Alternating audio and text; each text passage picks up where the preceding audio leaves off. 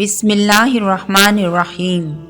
ایک بادشاہ تھا، اس کے ہاں کوئی اولاد نہیں تھی۔ اس نے بہت دم درود دعائیں کروائیں، لیکن اللہ کی مرضی نہیں تھی تو محروم رہا۔ اس بات نے اسے شدید طیش دلایا۔ ایک روز ملکہ کو طلب کیا اور کہا کہ اگر اب اولاد نہ ہوئی تو ہم دوسری شادی کر لیں گے۔ ملکہ تو یہ بات سن کر انگاروں پر لوٹنے لگی۔ اپنے وفادار نجومیوں کو طلب کیا، محل کی دایا کو بلایا اور ان کے سامنے بادشاہ کا فرمان دہرایا۔ نجومی نے کہا، صرف ایک صورت میں یہ شادی روکی جا سکتی ہے۔ وہ کیا؟ جلدی بتاؤ۔ ملکہ کی بے تابی دینی تھی۔ اس وقت وہ بس عام بیوی تھی، کسی بادشاہ کی ملکہ نہیں تھی۔ ہم بادشاہ سلامت سے کہیں گے کہ ملکہ امید سے ہے، لیکن وہ اپنے شہزادے کو اس کی جوانی تک اور شادی ہونے تک نہیں دیکھ سکیں گے۔ اگر دیکھا تو شہزادہ مر جائے گا، لیکن یہ جھوٹ ہوگا اور اتنی بڑی بات کیوں کر چھپائی جا سکے گی؟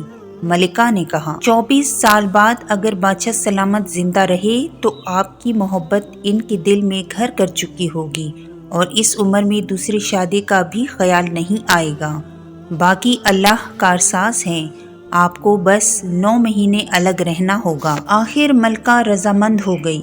بادشاہ کو خوشخبری سنائی گئی، ساتھ ہی بندش بھی۔ بادشاہ بے انتہا خوش تھا، اتنا کہ اسے یہ جدائی بھی گراں نہ گزری۔ آخر ایک دن تو وہ جوان بیٹے کو دیکھ کر آنکھیں ٹھنڈی کرے گا ہی۔ اس طرح وہ گن گن کر دن کاٹنے لگا۔ ملکہ کو تہ خانے میں بھیج دیا گیا، تمام تر سہولیات کے ساتھ۔ 9 ماہ بعد بادشاہ سلامت کو بیٹے کی خوشخبری سنائی گئی۔ بادشاہ نے 7 روز جشن کا اعلان کیا۔ رعایا میں اشرفیاں اور مٹھائیاں تقسیم کی گئی۔ دن پہ دن گزرتا رہا، بادشاہ انتظار کرتا رہا اور ملکہ حکومت کرتی رہی۔ آخر 24 سال مکمل ہوئے۔ بادشاہ نے کسی دوسرے ملک کے بادشاہ کی شہزادی سے رشتہ پکا کر دیا۔ بادشاہ شہزادے کے نکاح کے بعد اسے دیکھ سکتا تھا تو شہزادے کو پالکی میں بٹھایا اور خالی پالکی محل سے نکل پڑی۔ کہاروں نے پالکی کاندھوں پر اٹھائی اور منزل پر منزل طے ہونے لگی۔ ایک جگہ بارات کے اس قافلے نے پڑاؤ ڈالا۔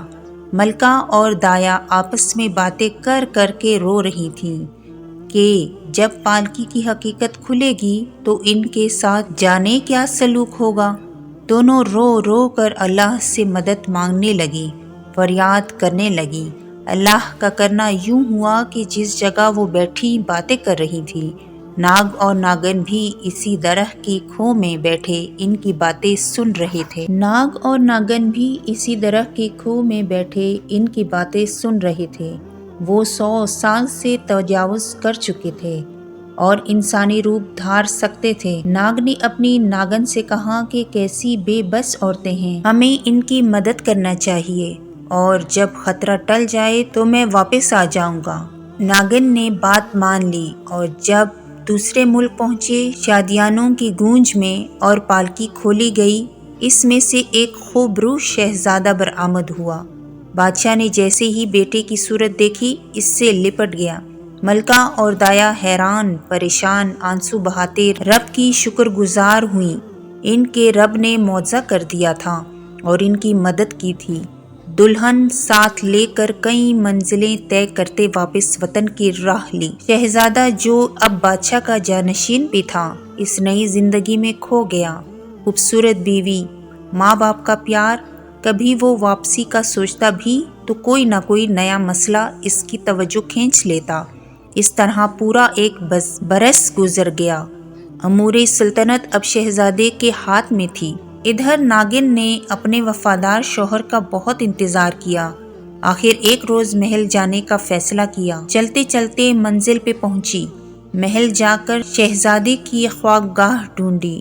وہاں شہزادے کی اپنی دنیا تھی۔ ناگن نے محسوس کیا کہ اب شاید اس کے محبوب کی زندگی میں اس کی کوئی جگہ باقی نہیں۔ ایک مکمل گھر، پیار کرنے والی بیوی، سکون کی وہ نیند جو اتنے عرصے میں ایک دن بھی ناگن کو نصیب نہ ہوئی تھی۔ اس سے اپنے محبوب شوہر کی بے وفائی برداشت نہ ہوئی۔ شہزادی کی چٹیا چارپائی سے نیچے لٹک رہی تھی۔ ناگن نے اس کا پھندا بنایا اور خود کو پھانسی دے لی۔ صبح اس کی لاش دیکھ کر خادماؤں اور شہزادے نے شور مچایا۔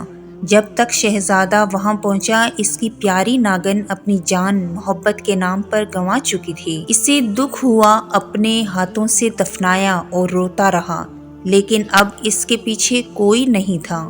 ایک پھانس تھی وہ بھی نہ رہی۔ اب تو واپسی کا ہر جواز ہی ختم ہو گیا اور وہ دونوں میاں بیوی مثالی شادی شدہ زندگی گزارنے لگے۔ ایک روز باتوں باتوں میں شہزادی نے لاڈ سے شہزادے سے پوچھا، آپ کی ذات کیا ہے؟ شہزادے سے کوئی جواب نہ بن پڑا۔ شہزادی نے سوال دہرایا اور جواب نہ پا کر مزید اصرار اور ضد کرنے لگی۔ عورت ذات ٹیڑھی پسلی کی پیدائش۔ بظاہر اس کے پاس اس ضد کی کوئی وجہ یا جواز نہیں تھا۔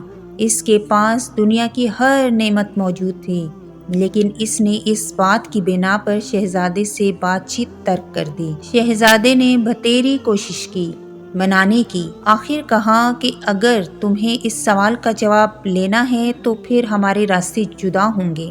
اس جواب کے بعد مجھے کبھی نہ دیکھ سکو گی۔ شہزادی اپنی ضد پہ قائم رہی، شرط منظور کی۔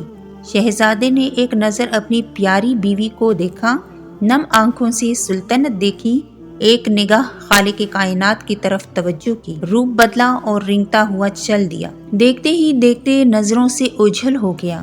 شہزادی خوف اور صدمے سے بے ہوش ہو گئی۔ اس دن کے بعد شہزادے کو کسی نے نہ دیکھا۔ مجھے کبھی کبھار ہم سب سوشل میڈیا یوزرز اس کہانی کے کرداروں جیسے لگتے ہیں۔ ہم لوگ کسی اور دنیا سے روپ بدل کر یہاں بادشاہ، شہزادے اور شہزادیاں ہیں، اپنی اصل دنیا کو بھلائے ہوئے روپ بدل کر، لیکن کوشش کریں کہ ہماری وجہ سے کسی کی دل آزاری نہ ہو، کوئی اپنا پھاں لے کر مر نہ جائے، اور اپنی ذات کو اتنا جھوٹ کے پردوں میں نہ چھپائیں کہ جب ہم اپنی ذات بتائیں تو کوئی صدمے سے پاگل ہو جائے۔ کہانی فرضی ہے لیکن ہم سب کے لیے ایک سبق ہے۔